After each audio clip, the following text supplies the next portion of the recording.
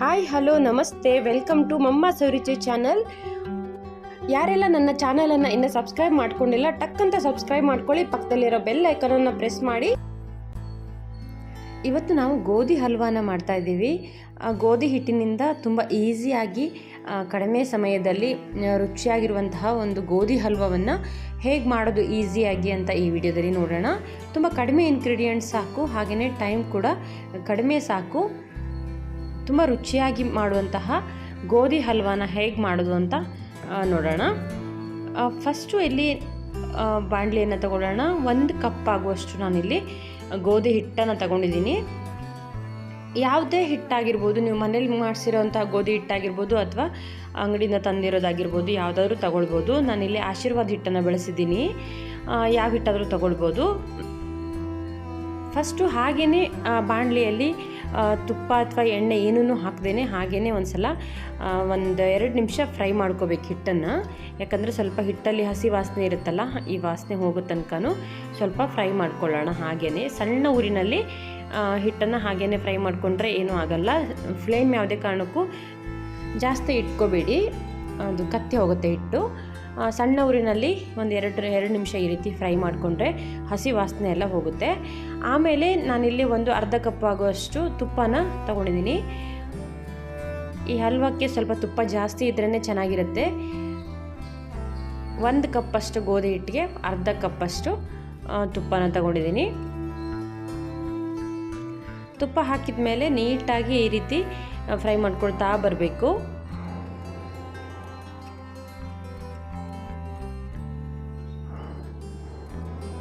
ತುಪ್ಪನ ಇನ್ನೊಂದು ಸ್ವಲ್ಪ ಜಾಸ್ತಿನೇ ಕ್ವಾಂಟಿಟಿ ಹಾಕ್ತೀನಿ ಅಂದ್ರೂ ಒಳ್ಳೆಯದು, ತುಂಬ ಚೆನ್ನಾಗಿ ಬರುತ್ತೆ. 1 ಕಪ್ ಗೋಧಿ ಹಿಟ್ಟಿಗೆ 3/4 ಕಪ್ಪಷ್ಟು ತುಪ್ಪ ಹಾಕಿದರೂ ಕೂಡ ಇನ್ನೂ ತುಂಬ ಚೆನ್ನಾಗಿ ಬರುತ್ತೆ. ನಾನಿಲ್ಲಿ ಅರ್ಧ ಕಪ್ಪಷ್ಟು ಹಾಕಿದ್ದೀನಿ. ನೋಡಿ, ಈ ರೀತಿ ಹಿಟ್ಟನ್ನು ಸ್ವಲ್ಪ ಕಲರ್ ಚೇಂಜ್ ಆಗೋವರೆಗೂ ಫ್ರೈ ಮಾಡ್ಕೋಬೇಕು. 7-8 ನಿಮಿಷ ಅಷ್ಟು ಫ್ರೈ ಮಾಡ್ಕೋಬೇಕು ಸಣ್ಣ ಊರಿನಲ್ಲಿ. ಈ ಫ್ರೈ ಮಾಡ್ಕೊಳ್ಳೋದಕ್ಕೆ ಮಾತ್ರ ಜಾಸ್ತಿ ಟೈಮ್ ತಗೊಳ್ಳೋದು, ಆಮೇಲೆ ಏನು ಟೈಮ್ ತಗೊಳ್ಳೋದಿಲ್ಲ. ನೀಟಾಗಿ 7-8 ನಿಮಿಷ ಹಾಗೆಯೇ ಸಣ್ಣ ಊರಿನಲ್ಲಿ ಫ್ರೈ ಮಾಡ್ಕೊಳ್ತಾ ಹೋಗಬೇಕು. ಈ ರೀತಿ ಉಂಡೆ ಎಲ್ಲ ಇರುತ್ತಲ್ಲ, ಆ ರೀತಿ ಉಂಡೆನೆಲ್ಲ ಒಡ್ಕೊಳ್ತಾ ಫ್ರೈ ಮಾಡ್ತಾ ಹೋಗಬೇಕು. ಆವಾಗ ನಾವು ಬೆಲ್ಲದ ನೀರು ಹಾಕಿದ ಮೇಲೂ ಕೂಡ ಉಂಡೆಗಳಾಗೋದಿಲ್ಲ, ನೀಟಾಗಿ ಬರುತ್ತೆ. ಹಾಗಾಗಿ ಈ ರೀತಿ ಉಂಡೆಗಳಿದ್ರೆ ಒಡ್ಕೊಳ್ತಾ ಫ್ರೈ ಮಾಡ್ತಾ ಹೋಗಬೇಕು. ತುಪ್ಪ ಎಲ್ಲ ಹಿಟ್ಟಿನೊಂದಿಗೆ ಚೆನ್ನಾಗಿ ಹೀರ್ಕೊಳ್ಬೇಕು, ಅಲ್ಲಿ ತನಕನೂ ನೀಟಾಗಿ ಫ್ರೈ ಮಾಡ್ಕೋಬೇಕು. ಆಮೇಲೆ ಇಲ್ಲಿ ಬೆಲ್ಲದ ನೀರನ್ನು ಮಾಡ್ಕೊಳ್ಳೋಣ. ನಾನಿಲ್ಲಿ 1 ಕಪ್ ಗೋಧಿ ಹಿಟ್ಟಿಗೆ 1 ಕಪ್ಪಷ್ಟು ಬೆಲ್ಲನ ಹಾಕ್ಕೊಂಡಿದ್ದೀನಿ.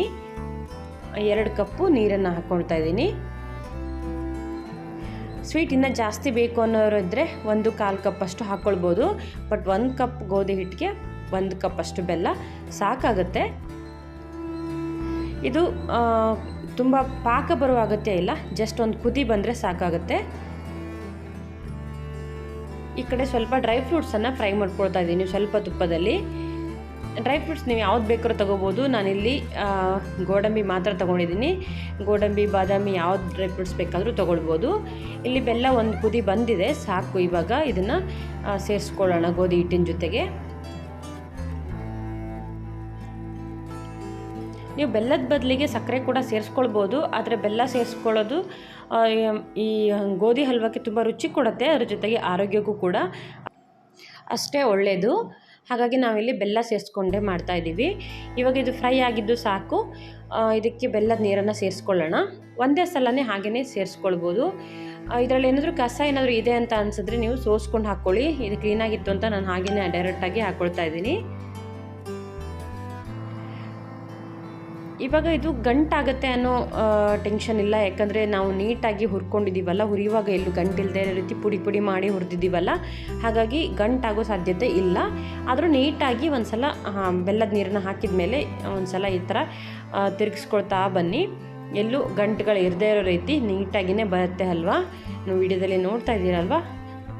ಇವಾಗ ತಳ ಬಿಡ್ತಾ ಬಂದಿದೆ ಅಂದರೆ ಆಲ್ಮೋಸ್ಟ್ ಹಲ್ವಾ ರೆಡಿ ಆಗಿದೆ ಅಂತ ಅರ್ಥ.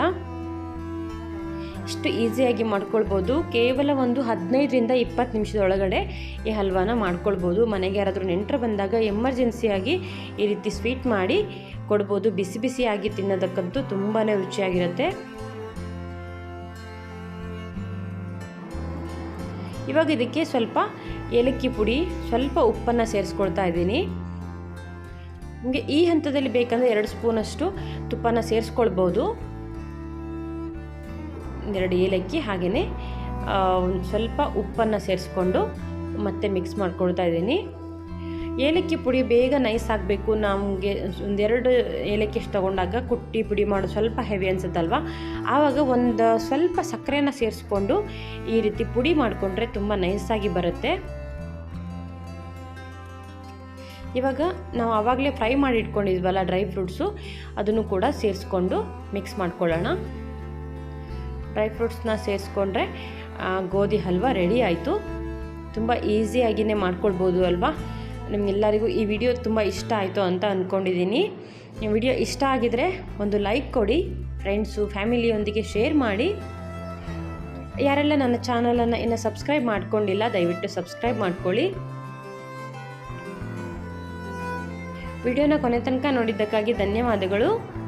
ಒಂದೊಳ್ಳೆ ರೆಸಿಪಿಯೊಂದಿಗೆ ಮತ್ತೆ ಬರ್ತೀನಿ. Thank you for watching. Have a nice day.